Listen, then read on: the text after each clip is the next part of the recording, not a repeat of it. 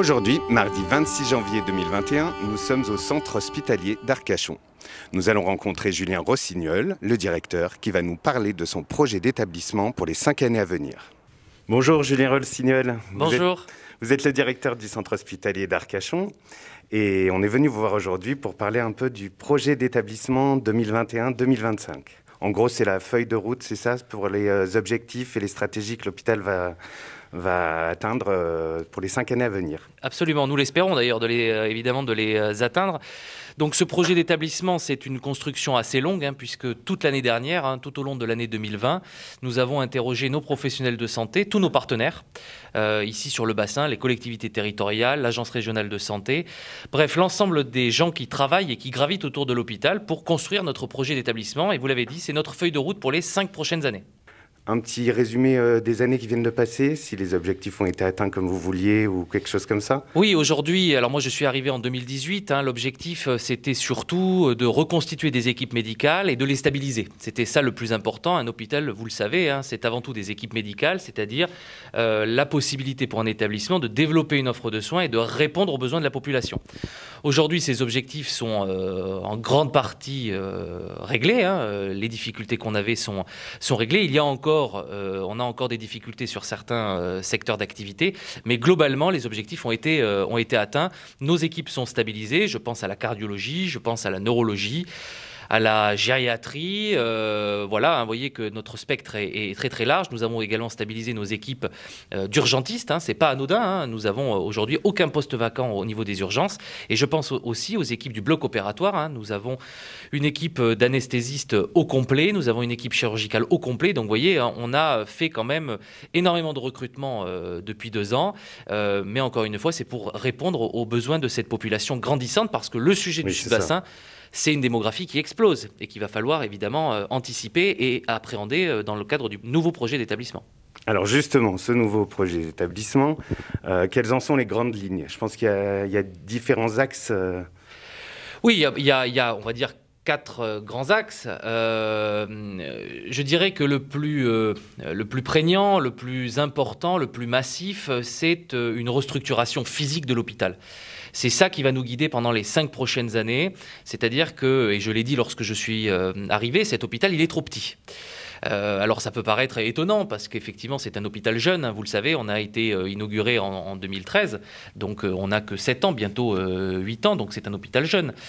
Pour autant, on avait sans doute mal anticipé ou pas anticipé cette explosion démographique.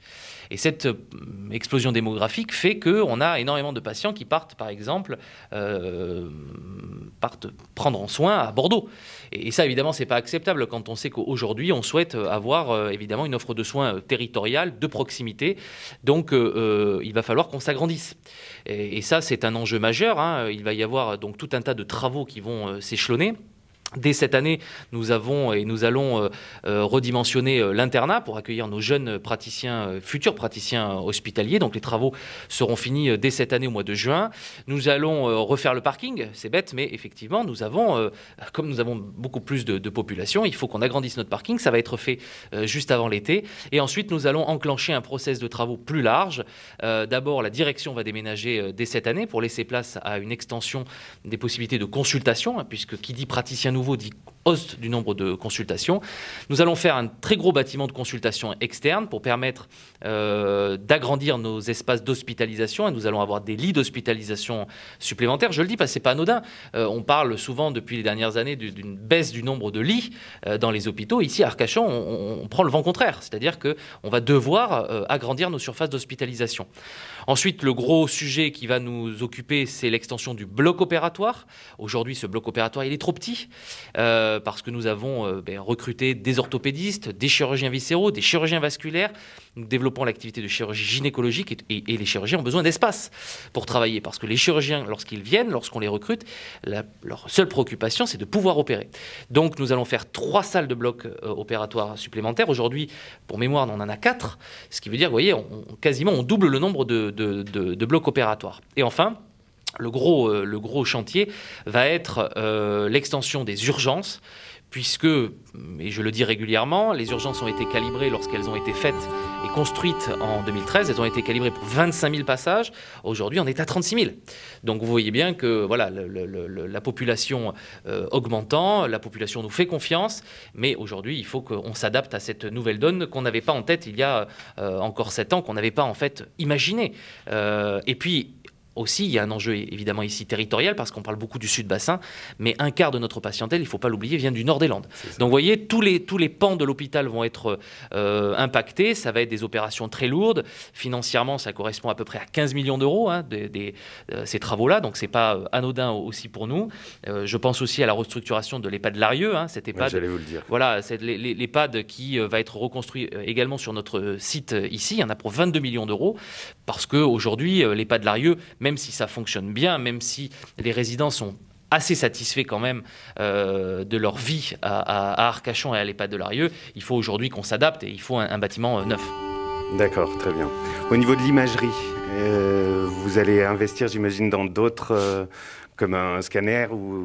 Absolument. On a très clairement, il va y avoir sur le site, sur le pôle de santé, un scanner et une IRM supplémentaire, c'est-à-dire qu'on va doubler nos capacités. Aujourd'hui, c'est pareil, nous avons des prises de rendez-vous très très tardives pour tout ce qui est scanner et pour ce qui est IRM. Donc nous avons eu l'autorisation d'implanter un nouveau scanner sur le pôle de santé et nous allons très probablement avoir assez rapidement en 2021 l'autorisation d'implanter un second IRM. Vous voyez, on double les capacités. D'accord, très bien. Au niveau du partenariat privé-public qui forme le pôle de santé aujourd'hui, c'est toujours de mise, tout marche très bien. Oui, il n'y a pas de problématique particulière. Effectivement, vous l'avez dit, on est dans une spécificité ici. Hein. On est sur un pôle de santé où à gauche, vous avez une clinique qui fonctionne à plein régime et un hôpital également qui fonctionne à plein régime. On a une chance, c'est qu'on est vraiment en complémentarité. D'abord, on mutualise le bâtiment, hein, puisque c'était l'objet initial de ce pôle de santé, c'était de construire, on avait initialement à La Teste et puis à Arcachon 2 bâtiments vieillissants. Et donc, assez naturellement, on s'est dit, il faut qu'on puisse mutualiser nos moyens dans un dispositif assez innovant, d'avoir un pôle de santé sur un même site. Ce qui à l'époque était innovant. Ça s'est développé, hein, ce type de partenariat. La chance que l'on a aussi, c'est qu'on ne se marche pas dessus. D'abord parce que, je le dis, je le répète, la population évolue favorablement, ce qui veut dire qu'il y a de la place pour tout le monde. Et puis ensuite, lorsqu'on détaille un petit peu les spécialités que chacun fait, on n'est pas véritablement concurrent. On est plutôt d'ailleurs complémentaires. Et c'est une chance parce que ça veut dire qu'on n'est pas dans des bisbilles entre nous, on n'est pas dans une concurrence féroce à savoir qui est le meilleur, etc., etc.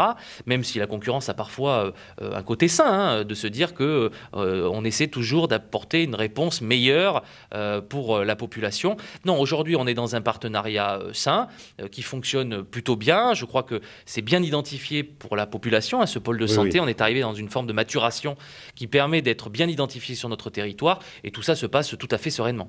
D'accord. Dans ce projet d'établissement, j'imagine que la santé publique, surtout avec la crise sanitaire qu'on vit en ce moment, a un rôle assez prépondérant. Surtout, je parle au niveau de la prévention. Je me trompe pas, j'imagine. C'est majeur. Oui. C'est majeur parce que on a parlé les 10 dernières années, on a été la décennie de ce qu'on a appelé le virage ambulatoire, c'est-à-dire qu'on souhaitait développer, d'ailleurs les projets d'établissement des établissements de santé le montrent, on a souhaité apporter des alternatives à l'hospitalisation. Pourquoi ? Parce qu'on répondait à une demande de la société, à une demande des patients qui nous disaient quoi ? Qui nous disaient moi je veux être le moins possible à l'hôpital et je veux rentrer le plus rapidement possible à la maison. Et donc, effectivement, on a développé ces lits ambulatoires, hein, à la fois sur le volet chirurgical, mais aussi sur ce qu'on appelle en médecine les hôpitaux de jour, hein, c'est-à-dire qu'on arrive le matin et on ressort le soir. Ça répondait vraiment à une demande, j'allais dire, sociétale.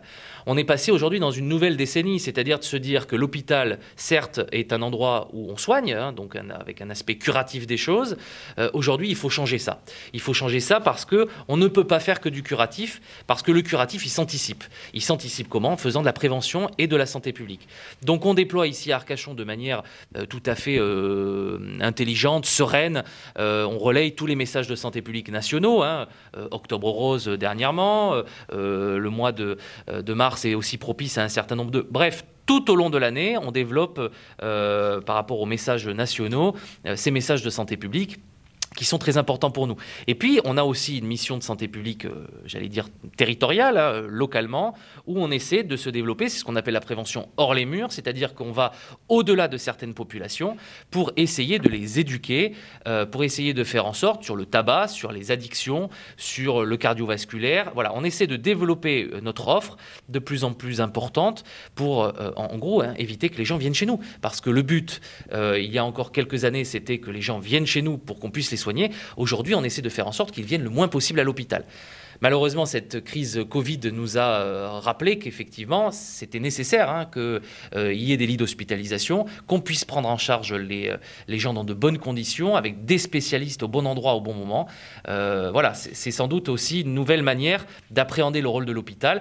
Du curatif, beaucoup, parce que c'est nécessaire. Quand on est malade, on a besoin d'être soigné, mais aussi essayer d'anticiper ça avec une phase de prévention et de santé publique qui devient de plus en plus prépondérante et qui est d'ailleurs prépondérante dans le projet d'établissement. Et du coup, en resserrant les liens, j'imagine, entre l'hôpital et la ville, la médecine de ville. L'hôpital seul n'est rien. L'hôpital, il doit fonctionner avec les acteurs de ville. Je pense aux médecins généralistes avec qui on a travaillé avec une collaboration extraordinaire. Je ne le dis pas parce que c'est ici, ce n'est pas le cas partout. Mais globalement, dans la phase Covid, pour les dépistages, aujourd'hui pour la vaccination, vous voyez, il y a dans le centre de vaccination porté par l'hôpital beaucoup de médecins généralistes qui interviennent. Donc on est dans une symbiose totale parce qu'un acteur de santé seul ne peut pas grand-chose. Il faut aujourd'hui qu'on travaille avec ces acteurs de ville. Je pense aussi aux infirmières libérales qui relayent aussi les prises en charge à domicile. Bon, vous voyez, tout un tas d'acteurs locaux, les collectivités. Hein, les collectivités jouent un rôle également majeur, même si le côté sanitaire n'est pas leur mission première. Ça a un rôle fondamental pour nous parce que c'est un relais. L'hôpital ne peut pas tout sur son territoire. Il est évidemment relais des acteurs qui sont au domicile, sur le terrain et qui ont la confiance de la population. Du coup, il y a des nouvelles activités qui ressortent suite à tout ce qui se passe en ce moment. La télémédecine, est-ce que c'est actuel pour vous Oui, elle irrigue tout le champ. La télémédecine, c'est aujourd'hui, c'est l'avenir, soyons clairs. Alors, la Covid a aidé à accélérer ce process. Aujourd'hui, on fait bien plus de téléconsultations qu'on en faisait auparavant. Pourquoi ? Parce que tout simplement, les confinements successifs nous ont dit qu'aujourd'hui, avoir un patient en face de soi, parfois c'était indispensable, mais parfois on pouvait le vivre tout simplement à distance. Donc on s'est outillé, on a équipé l'ensemble des professionnels ici de santé en télémédecine, c'est-à-dire possibilité de faire une consultation à distance. Ça marche, alors c'est le début, hein, parce que c'est une nouvelle pratique médicale presque. Hein. Rien ne remplacera... j'allais dire le colloque singulier, rien ne remplacera finalement le toucher, toutes ces choses qui sont à la caméra, voilà, j'allais dire impalpables. Quoi, ça ne remplacera pas. La médecine, c'est ça. C'est surtout du toucher, du contact, des ressentis qui, à travers une vidéo, ne transparaissent pas forcément. Mais pour autant, on vient d'enclencher, et la Covid, si elle a eu un avantage, c'est d'avoir été un accélérateur de tous ces sujets-là. D'accord, très bien. Mais écoutez, en attendant, nous, on vous souhaite bon courage pour les 5 années à venir. Merci, il y a du boulot. On a hâte de voir ça. Merci beaucoup, Julien Rossignol. Je vous en prie. Dans quelques instants. Ça va, Chris? Bon, je t'ai réservé une belle surprise.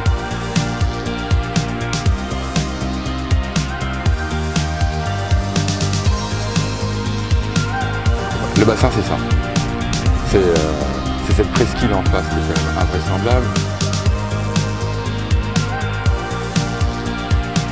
Et là, pour le coup, c'est le groupe Delta Groove qui nous rejoint. Tu passes un par en live.